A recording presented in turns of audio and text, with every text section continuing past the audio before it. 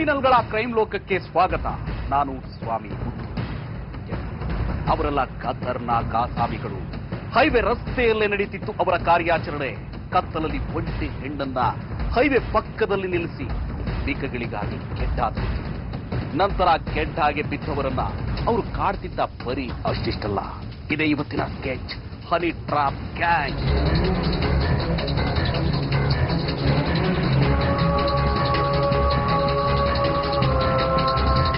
S, ಇದು Mandya to Srirangapatna ರಾಷ್ಟ್ರೀಯ ಹೆದ್ದಾರಿ.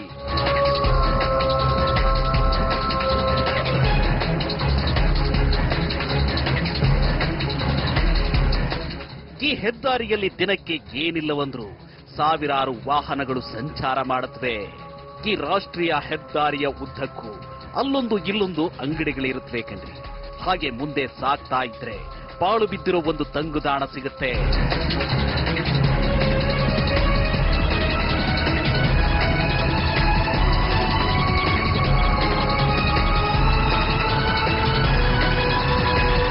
ತಂಗುದಾಣದಲ್ಲಿ ಬೆಳಿಗ್ಗೆ ಹೊತ್ತು ಒಂದು ನರ ಪಿಳ್ಳೆ ಕೂಡ ಇರೋದಿಲ್ಲ. ಆದ್ರೆ ರಾತ್ರಿ ಆಗ್ತಿದ್ದ ಹಾಗೆ ಇಲ್ಲಿ ಸುಂದರವಾದ ಹೆಣ್ಣು ಮಕ್ಕಳು ಕಾಣಿಸ್ಕೊಳ್ತಾರೆ ಅಂದ್ರೆ ಕಾರಲ್ಲಿ ಓಡಾಡೋ ಗಂಡ ಹೈಕಳ ಕತೆ ಏನಾಗ್ಬೇಡ ಹೇಳಿ.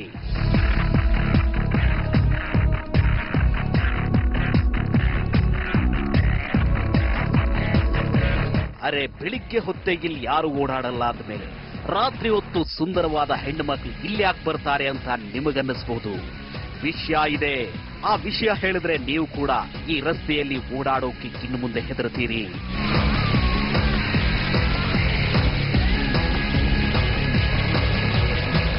ವಿಷಯಕ್ಕೆ ಬರೋಣ. ಮಂಡ್ಯ ಜಿಲ್ಲೆಯ ಶ್ರೀರಂಗಪಟ್ಟಣ ಗ್ರಾಮಾಂತರ ಪೊಲೀಸರು ಮೊನ್ನೆ 5 ಖತರ್ನಾಕ್ ಆಸಾಮಿಗಳನ್ನ ಅರೆಸ್ಟ್ ಮಾಡಿದ್ರು.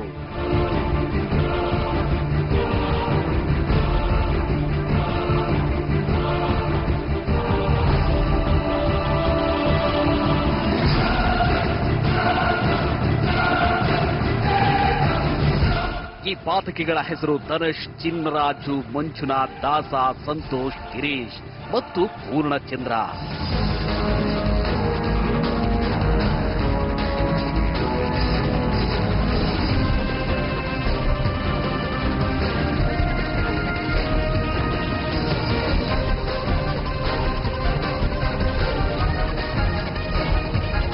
ಇದರಲ್ಲಿ ಕೆಲವರು ದೊಡ್ಡಬಳ್ಳಾಪುರ ನಿವಾಸಿಯಾದರೆ ಮಿಕ್ಕವರು ಬೆಂಗಳೂರು ಮತ್ತು ವಿರಾಜಪೇಟೆಯ ನಿವಾಸಿಗಳು.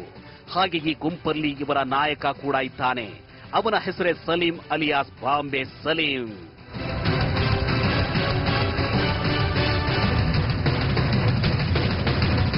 ಇವನೇ ಈ ಗುಂಪಿನ ಮಾಸ್ಟರ್ ಮೈಂಡ್.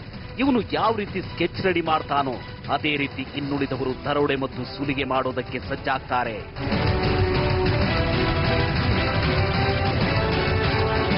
ಅಂದ ಹಾಗೆ ಈ ಗುಂಪಿನಲ್ಲಿ ಮತ್ತಿಬ್ಬರಿದ್ದಾರೆ. ಅವರನ್ನ ತೋರಿಸಿದ್ರೆ ನೀವು ಕೂಡ ಒಂದು ಕ್ಷಣ ಶಾಕ್ ಆಗ್ತೀರಿ.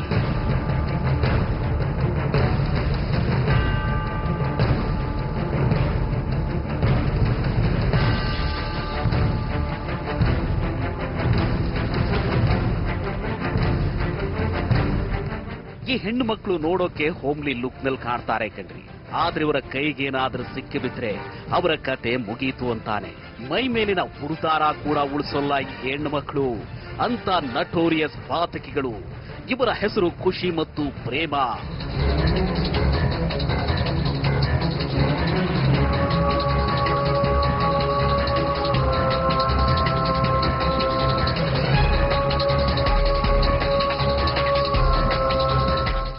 ಹೆಣ್ಣು ಮಕ್ಕಳನ್ನ ಜೊತೆಯಲ್ಲಿಟ್ಕೊಂಡು ಯಾವ ರೀತಿ ದರೋಡೆ ಮಾಡ್ತಿದ್ರು ಅಂತ ನಿಮಗನ್ನಿಸಬಹುದು.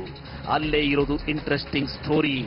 ಸಿನಿಮಾಗಳಲ್ಲಿ ರಾಜಕಾರಣಿಗಳನ್ನ ಮತ್ತು ಪೊಲೀಸ್ ಅಧಿಕಾರಿಗಳನ್ನ ತಮ್ಮ ದಾರಿಗೆ ಎಳ್ಕೊಳ್ಳೋದಕ್ಕೆ ವಿಲನ್ಗಳು ಹುಡುಗಿಯರನ್ನ ಚೂಬಿಟ್ಟು ತಮ್ಮ ಕೆಲಸ ಸಾಧಿಸ್ಕೋತಾರೆ. ಹಾಗೆ ಈ ಪಾತಕಿಗಳು ಈ ಹೆಣ್ಣು ಮಕ್ಕಳನ್ನ ಚೂಬಿಟ್ಟು ಈ ರಸ್ತೆಯಲ್ಲಿ ಓಡಾಡೋ ಗಂಡಸರನ್ನ, ಹಣವಿರೋ ಹೈಫೈ ಜನರನ್ನ ಟಾರ್ಗೆಟ್ ಮಾಡ್ತಿದ್ರು.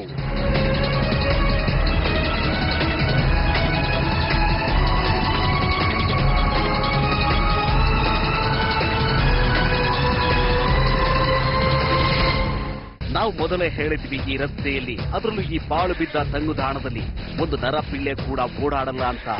ಆದ್ರೆ ಈ ಪಾತಕಿಗಳು ಅದನ್ನೇ ತಮ್ಮ ಅಡ್ಡ ಮಾಡಿಕೊಂಡಿದ್ರು.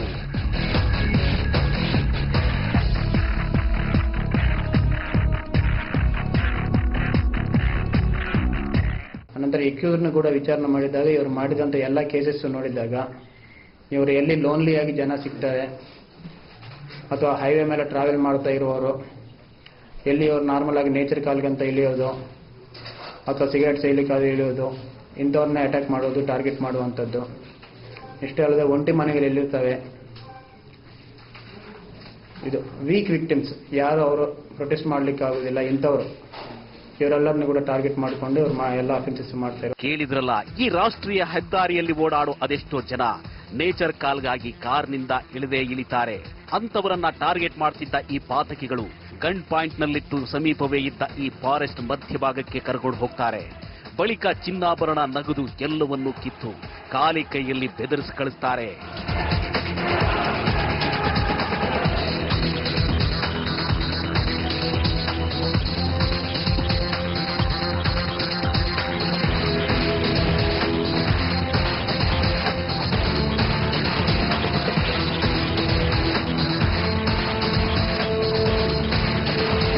ಪ್ರತಿದಿನ ಒಂದಲ್ಲ ಒಂದು ಮಿಕ್ಕವನ್ನ ಕೆಡುತ್ತಿದ್ದ ಈ ಕದೀಮರು ಅದನ್ನೇ ಒಂದು ದಂಧೆಯಾಗಿ ಮಾಡಿಕೊಂಡಿದ್ರು. ಅಷ್ಟೇ ಯಾಕೆ, ಹಣ ಇರೋರು ಇವರ ಗಮನಕ್ಕೆ ಬಂದ್ರೆ ಹೆಣ್ಣು ಮಕ್ಕಳ ಕೈಯಲ್ಲಿ ಫೋನ್ ಮಾಡಿಸಿ ಡೈರೆಕ್ಟ್ ಮಂಚಕ್ಕರಿಸ್ತಾ ಇದ್ರು. ಕೆಲವು ಕೇಸಸ್ ಅಲ್ಲಿ ಅವರು ವಿಕ್ಟಿಮ್ಸ್ಗೆ ಲೇಡೀಸ್ ಕಡೆಯಿಂದ ಫೋನ್ ಮಾಡಿಸುವಂಥದ್ದು, ಫೋನ್ ಮಾಡಿದಾಗ ವಿಕ್ಟಿಮ್ಸ್ ಯಾರಾದರೂ ಅವ್ರ ಕಡೆ ಭೇಟಿಯಾಗಲಿಕ್ಕೆ ಹೋಗಿದ್ದಾಗ ಒಮ್ಮಿಗೆ ಅವರ ಮೇಲೆ ಅಟ್ಯಾಕ್ ಮಾಡುವಂಥದ್ದು, ಇಂಥದ್ದು ಕೂಡ ನಡೆದಿದೆ. ಎಸ್, ಒಂದಲ್ಲ ಒಂದು ರೂಪದಲ್ಲಿ ಹಣ ಸುಲಿಗೆ ಮಾಡ್ತಿದ್ದ ಈ ಪಾಪಿಗಳು ಶ್ರೀರಂಗಪಟ್ಟಣ ಗ್ರಾಮಾಂತರ ಪೊಲೀಸರ ಕೈಗೆ ಸಿಕ್ಕಿ ಬೀಳೋದೇ ಒಂದು ರೋಚಕ ಕಥೆ.